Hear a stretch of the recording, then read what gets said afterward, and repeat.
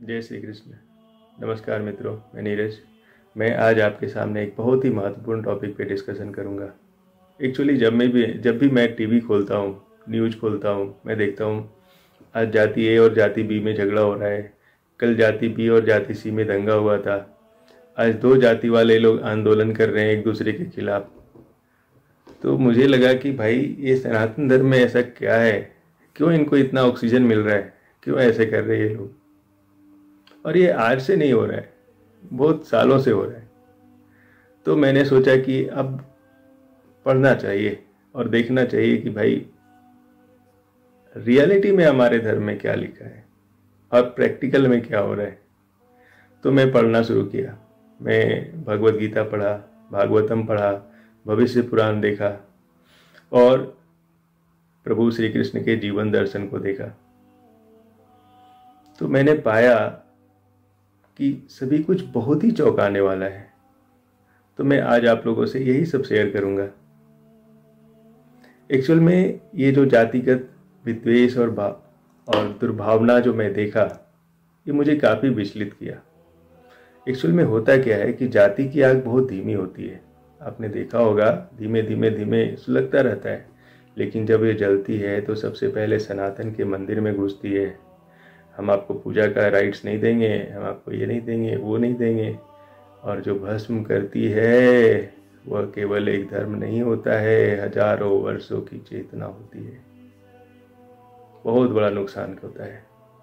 जब आप धर्म के बारे में जानना शुरू करेंगे तो आपको पता चलेगा कि ईश्वर के समक्ष आपकी पहचान आत्मा और गोत्र से है।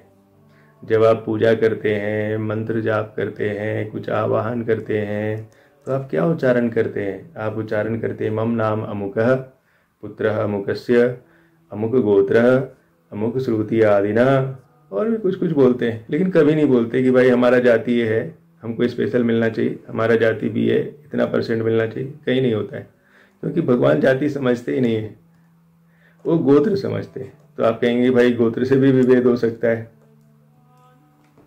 मतलब हम माता पिता का नाम बताते हैं, अपना नाम बताते हैं और गोत्र भी बताते हैं, तो गोत्र से विभेद क्यों नहीं हो सकता है? सवाल जायज है। तो गोत्र एक्चुअल में एक वैदिक परंपरा है। गोत्र शब्द का अर्थ होता है गोसु त्रायते इति गोत्रः, अर्थात जो वंश और रचनात्मक विकास की रक्षा करता है। आधुनिक विज्ञान भी यही कहता है। भारत की जो गोत्र और उपगोत्र की प्रणाली है, ये वाई क्रोमोसोमल लीनिएज से डायरेक्टली रिलेटेड है।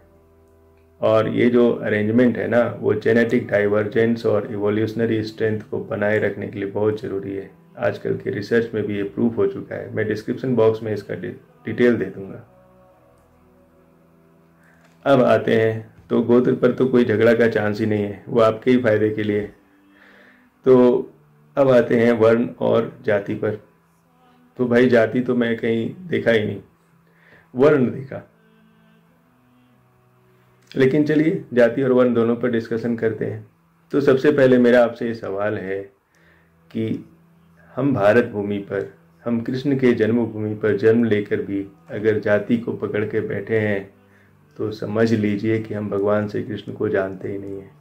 आप अगर महाभारत, रामायण, महाभारत और भगवत गीता अगर आपने पढ़ा होगा, भागवतम पढ़ा होगा, तो आपने पाया होगा कृष्ण नाम से नहीं पुकारते हैं, वो भाव से पुकारते हैं। अगर आप कुल लेकर आए हैं तो उनको कोई मतलब नहीं है आपके कुल से, वो हृदय मांगते हैं।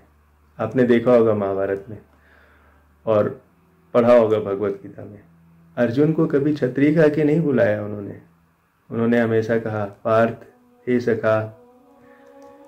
और आप आज भी ब्राह्मण, शूद्र, वैश्य, जाति ए, जाति बी, सी, डी सभी के खोल में बंद है। भाई हमारा ये आइडेंटिटी है, वो छूटता ही नहीं है, बहुत सालों से नहीं छूट रहा है। तो एक्चुअल में ये खोल धर्म का नहीं है, धर्म से दिया ही नहीं गया है, ये एक्चुअल में विनाश का खोल है। क्योंकि जब चेतना ऐसे खोल में कैद हो जाती है ना, तो मंदिर भी मकबरा बन जाता है। आपको पता है कि मकबरा किस काम में आता है?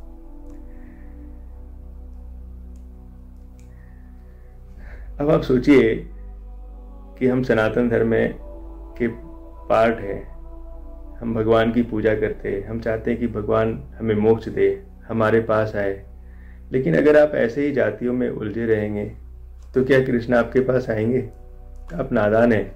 आपने देखा होगा महाभारत में प्रभु श्री कृष्ण जी चांडाल को गले लगाते हैं। विदुर जो दासी पुत्र है उनके घर में खाना खाते हैं।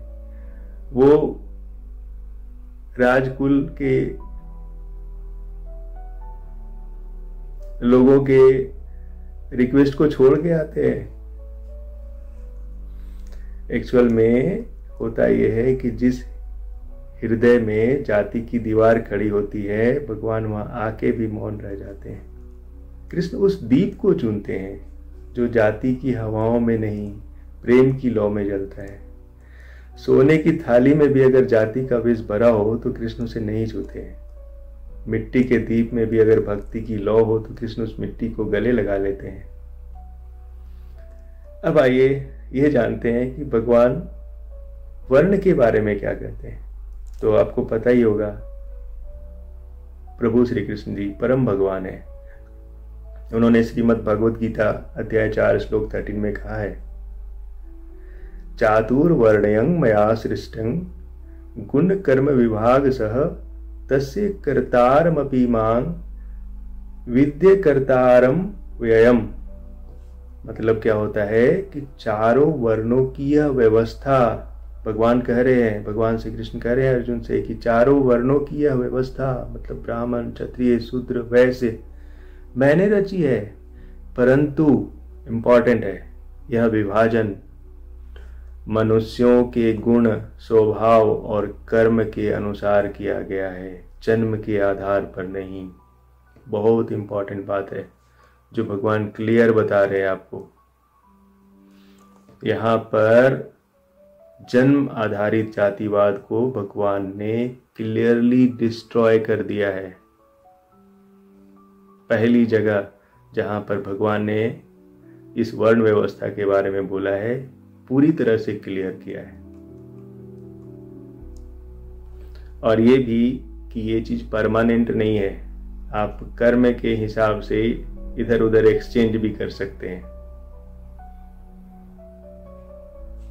अब उसके बाद बताते हैं कि ये व्यवस्था बंटवारा होने के बाद, कर्म के बेस पर बंटवारा होने के बाद आपका व्यवहार और अनुशासन कैसा होना चाहिए।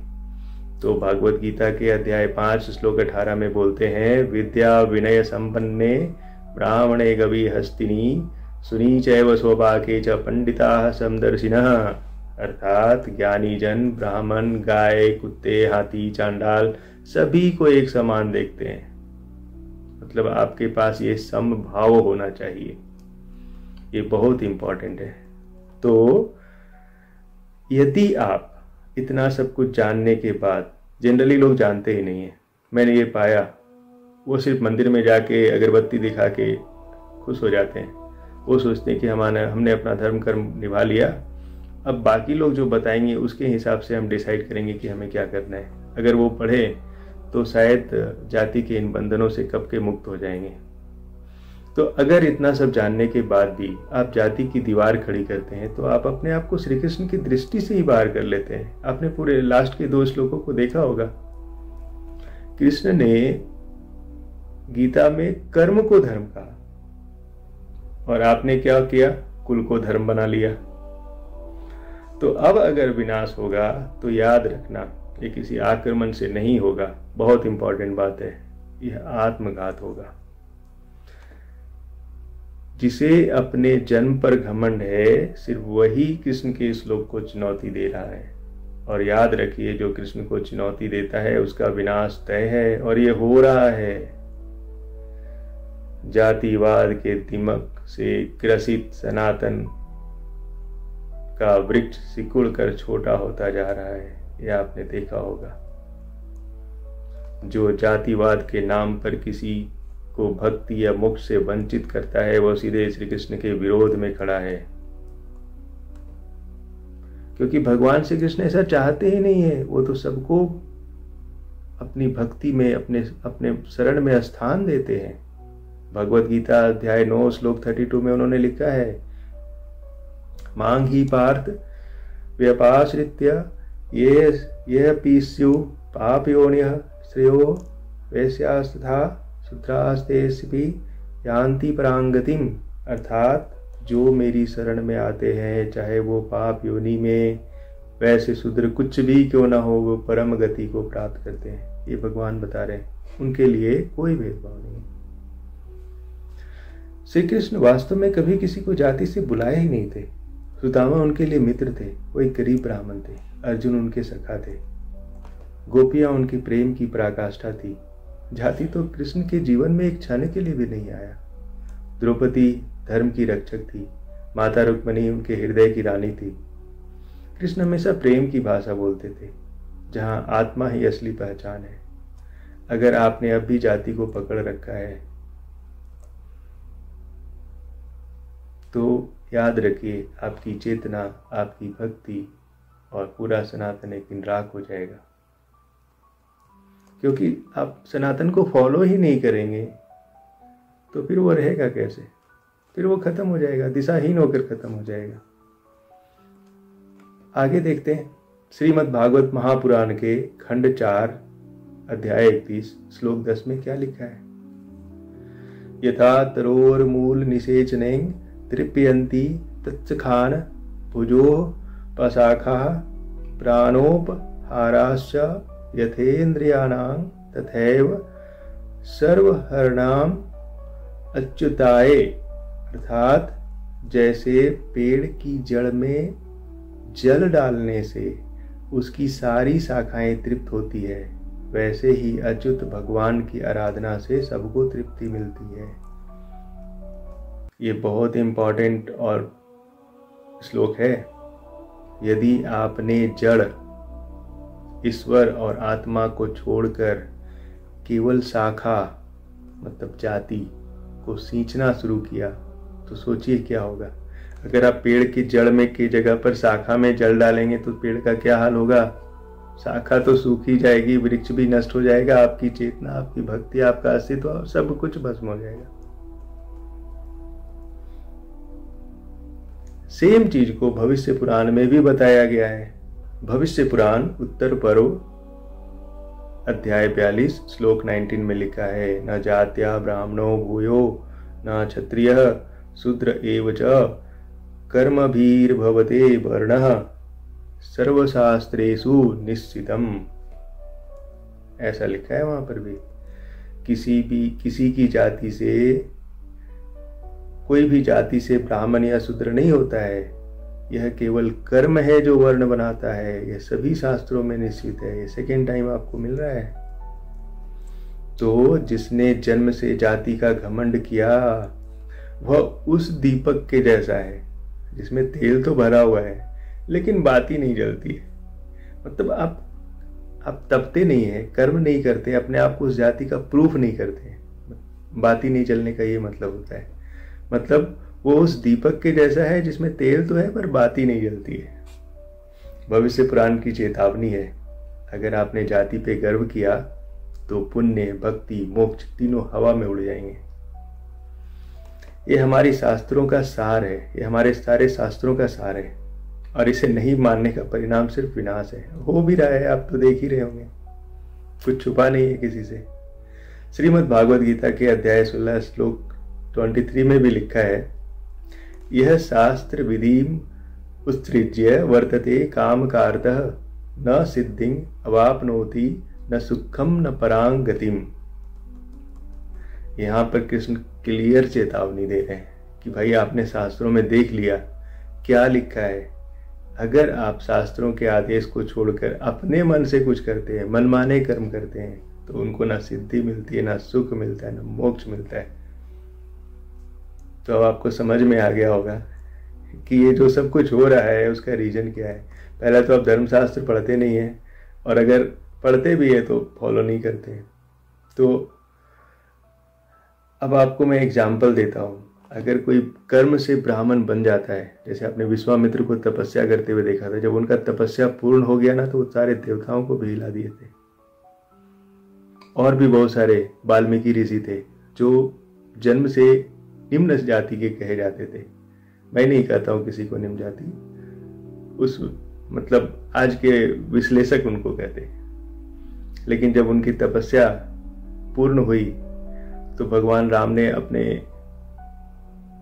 सीता माता और उनके पुत्रों को उनके यहाँ शिक्षा लेने के लिए और उनके यहाँ रहने के लिए भेज दिया था निर्वासन के समय में। तो कोई भी कुछ भी बन सकता है,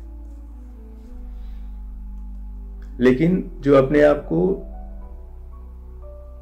जन्म के आधार पर श्रेष्ठ कहता है वो कृष्ण के दरवाजे पे कभी नहीं पहुंच सकता। कि जिसने जन्म को सत्य माना उसके लिए क्या सिचुएशन है? उसके लिए सिचुएशन ये है कि उसके अंदर भक्ति अभी पैदा ही नहीं हुई है और कर्म अभी जागा ही नहीं है। और जब तक कर्म नहीं जागता है तो भगवान श्री कृष्ण तो कर्म से आपको पहचानते हैं, तो भगवान श्री कृष्ण भी आपसे अनजान रहते हैं कि भाई आप एग्जिस्ट करते हो। आप अगर जाति को लेके भगवान तक जाना चाहते हो तो ये कुछ ऐसा ही है जैसे राख को लेके दीपक में घुसना चाहते हो जो कभी जल ही नहीं सकता है क्योंकि ऑलरेडी खत्म हो चुका है। तो रोशन कैसे होगा? जब बच्चा कोई गर्भ में पल रहा होता है तो वो ना तो कोई ब्राह्मण होता है, ना शूद्र होता है, ना क्षत्रिय होता है, वहां पर सिर्फ चेतना होती है। और जब वो बाहर आकर कर्म की जगह जन्म और जाति से अपना पहचान बनाने का कोशिश करता है तो शास्त्रों के अनुसार केवल शरीर बनकर रह जाता है, वहां आत्मा नहीं होती है। और प्रभु श्री कृष्ण आत्मा को खोजते हैं। एक्चुअल में कृष्ण कोई समाज शास्त्री नहीं है, वो सनातन की धारा है। वो सभी चीजों को कर्म की आंख से देखते हैं। और अगर आपकी आंखों में जाति का रंग चढ़ा है तो आपको देख ही नहीं पाएंगे क्योंकि उनके लिए तो आप पैदा ही नहीं हुए। एक्चुअली जाति वह कुर्सी है, अभिमान की कुर्सी, जिसमें आप बैठकर एक्चुअल में आप एक व्यवस्था का पार्ट तो बन जाते हैं लेकिन भगवान को भूल जाते हैं।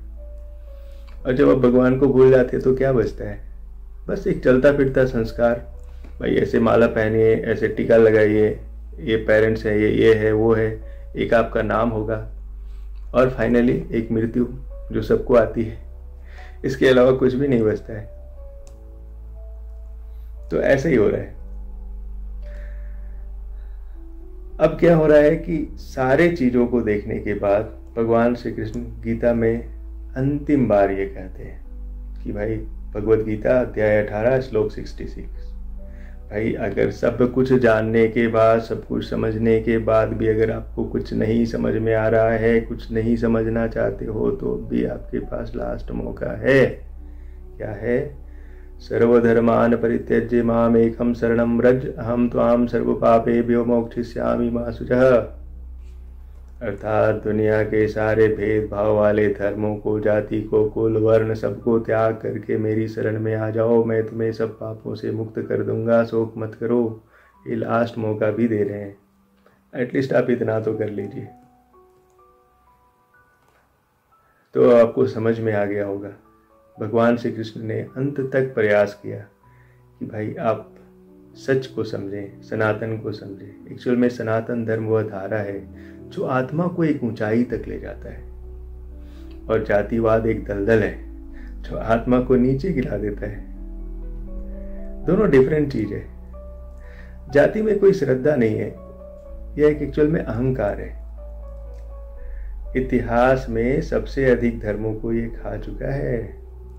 अगर आप पुराने बहुत सारे धर्म जो विलुप्त हो गए उनका इतिहास पढ़ेंगे तो पता चलेगा ऐसे ही भेदभाव स्टार्ट हुआ और वो खत्म हो गए। लेकिन आज यही जाति सनातन के द्वार पर है। अगर अब भी ना जागे तो यह दीवार को, कृष्ण को तो नहीं रोक पाएगी लेकिन आपके धर्म को जरूर ढा देगी। फिर क्या होगा? मंदिर रह जाएगा, घंटियां बजेगी, पर भगवान वहां नहीं होंगे। आपका समाज तो जीवित होगा पर उसमें आत्मा नहीं होगी, और जहाँ आत्मा नहीं है वहाँ तो सनातन भी नहीं है। तो अगर आपने समय रहते जातिवाद नहीं छोड़ा तो ध्यान रखना, शास्त्र आपको त्याग देंगे, मंत्र मौन हो जाएंगे, मूर्तियां आपसे मुंह फेर लेगी और एक दिन इतिहास कहेगा सनातन धर्म को किसी बाहर वाले ने नहीं मारा, उसका हत्यारा वही था जिसने जाति को भगवान से बड़ा कर दिया, जिसने जाति को भगवान से बड़ा बना दिया। धर्म की सबसे गहरी कब्र वही बनती है जहां जातिवाद को सम्मान मिलता है। तो हमें लगता है कि आपको समझ में अगर आ गया हो, हमारे प्रयास में जरा सी भी शक्ति हो, तो बात को समझने का प्रयास करें। सबके प्रति समभाव रखें, जातिगत भेदभाव को दूर करें, आपस में सद्भावना और प्यार से रहे। जय श्री कृष्ण।